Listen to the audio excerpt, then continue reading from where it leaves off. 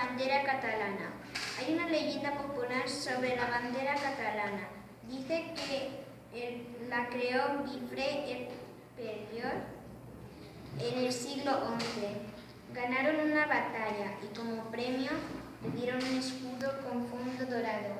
La leyenda dice que el rey Carlos con su única mano pintó el escudo con sus dedos llenos aún de sangre con las 4 barras que tiene ahora.